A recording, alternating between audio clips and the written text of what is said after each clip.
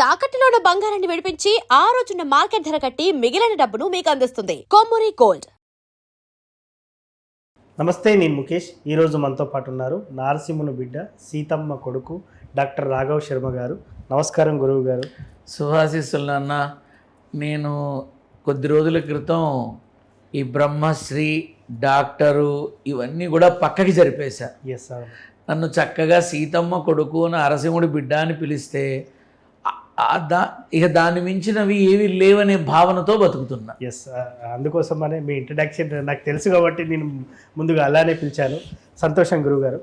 ముఖ్యంగా తమిళనాట విజయ్ గెలుస్తాడని, అదేవిధంగా డీకే శివకుమార్ ఏదో ఒక రోజు సీఎం అవుతారని చెప్పినటువంటి వ్యక్తి మీరు. సో ఎలా ప్రిడిక్షన్ని మనం ఎలా చెప్పగలం?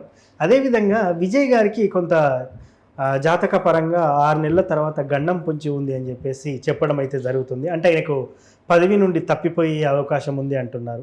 మరి ఇప్పుడు చేపట్టినటువంటి డీకే శివకుమార్ గారి పరిస్థితి ఎలా ఉండబోతుంది అంటారు? అసలు నేను భగవత్ సేవ అనేది మొదలుపెట్టిన రోజు నుంచి ఏ రోజు ప్రెడిక్షన్ చెప్పాల, జరగబోయేది చెప్పా.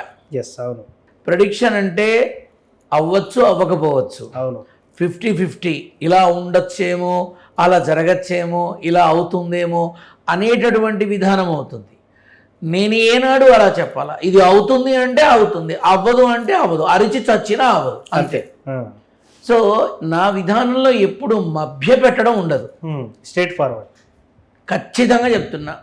నాకు ఈ రాసులు గ్రహాలు జాతకాలతో పని లేదు, ఓకే.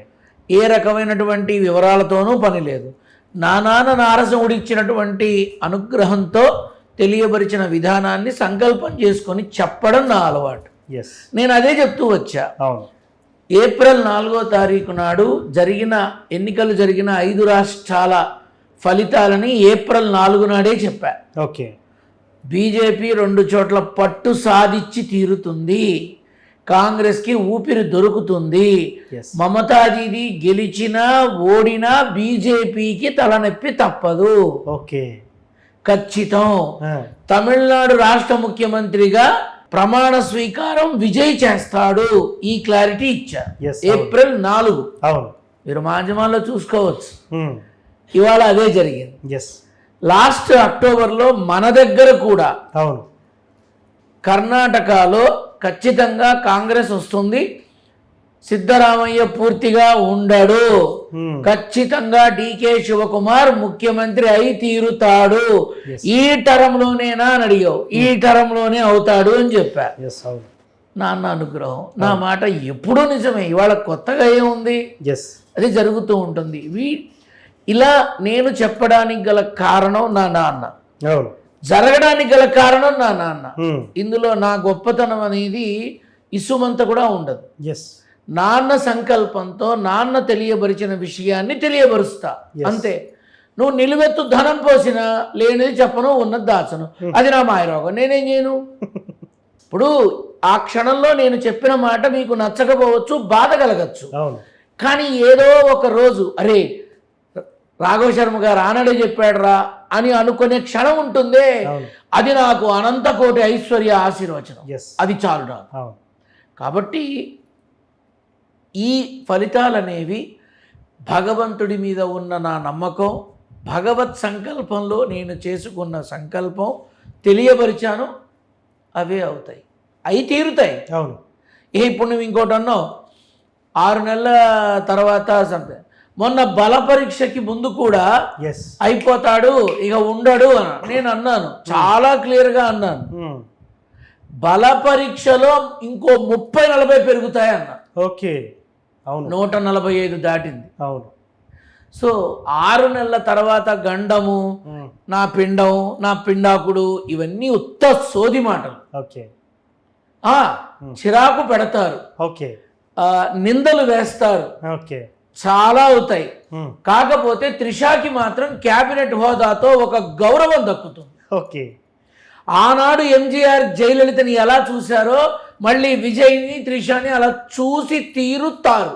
ఓకే, అంతే, ఇది జరిగేదే. ఓకే. విజయ్ తర్వాత మళ్ళీ త్రిషానే, అంతే అంతే. ఇక అంటే పార్టీని ముందుకు నడిపించేది ఆవిడే, ఆల్టర్నేట్ లేదు ఇంకా అక్కడ. ఓకే, ఆల్టర్నేట్ ఇంకోటి లేదు.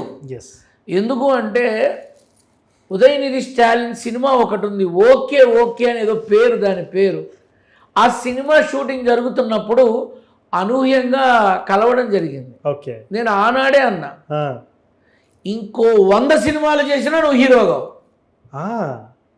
కావు, నీ సినిమాలు నువ్వే తీసుకోవాలి, నీ నాన్న సొమ్ముతో నీ సినిమాలు నువ్వే తీసుకోవాలి, నీ సినిమా ఎవడో చూడు నువ్వు తప్ప. ఓకే. కానీ ఈ సినిమాలు పక్కన పెట్టి రాజకీయాల్లోకి వస్తే నీ తండ్రి తర్వాత ముఖ్యమంత్రి స్థాయి వరకు ఎదుగుతావు, ముఖ్యమంత్రి స్థాయి వరకు ఎదుగుతావు, అవును, మంచి పేరు సంపాదిస్తావు, అటు వెళ్ళిపో, ఈ సినిమాలు వద్దు నీకు అన్న. అప్పుడు మొదలుపెట్టిన వాడు మొన్నటి వరకు స్థాయి ఏంటి? ఉప ముఖ్యమంత్రి, అవును, డిప్యూటీ సీఎం కదా. మంచి పేరు ఉన్నంత కాలం మంచి పేరు సంపాదించాడు, సెక్యులర్గా మంచి పేరు సంపాదించాడు, కాస్త అందరితోనూ మమేకమయ్యాడు, ఓకే. కానీ విజయ్ అవుతాడు అని నేను చెప్పినప్పుడు మళ్ళీ వాళ్ళే నన్ను అడిగారు, అంతే నాన్న మీరు రారు అని చెప్పారు. ఈ రోజు వరకు గడచిన 40 ఏళ్లుగా కొట్టుకు చచ్చిన మీరు కరచాలనం చేసుకుంటారు, కలిసి మాట్లాడుకుంటారు, కలిసి నిలబడదాం అనుకుంటారు, కానీ విజయే ప్రమాణ స్వీకారం చేస్తాడని చెప్పారు. అదే జరిగింది.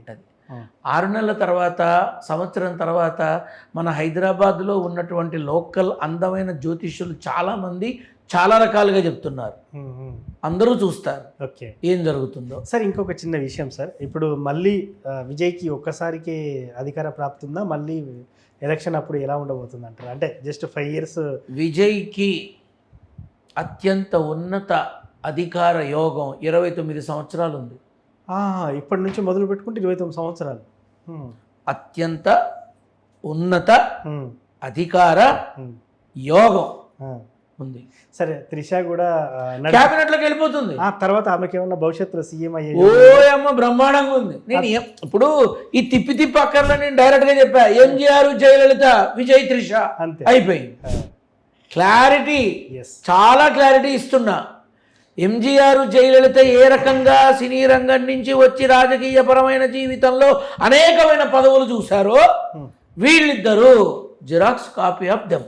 ఎస్ సార్, తమిళనాడు విషయం పక్కన పెడితే డీకే శివకుమార్ పరిస్థితి ఏంది? ఈ 2.5 సంవత్సరాలే ఉంటాయి, ఇంకా ఉంది, ఇంకా ఉంది. నెక్స్ట్ మళ్ళీ అక్కడ కాంగ్రెస్ ఇంకా ఉంది, అప్పుడు చెప్తా. మీకు తెలుసు, నేను ఎన్నికలకి 1 నెల రోజుల ముందు చెప్తా, అంతే. అవును, అప్పుడు కూడా ఇదే చెప్పాగా. అవునవును కదా. ఎస్, డీకే శివకుమారు ఏదో అయిపోయింది ఈ కాస్తే కాదు, ఇంకా ఉంది. ఎస్ఎం కృష్ణ తర్వాత ఎస్ఎం కృష్ణ ఒక రకంగా పేరు సంపాదించాడు కర్ణాటక ముఖ్యమంత్రిగా.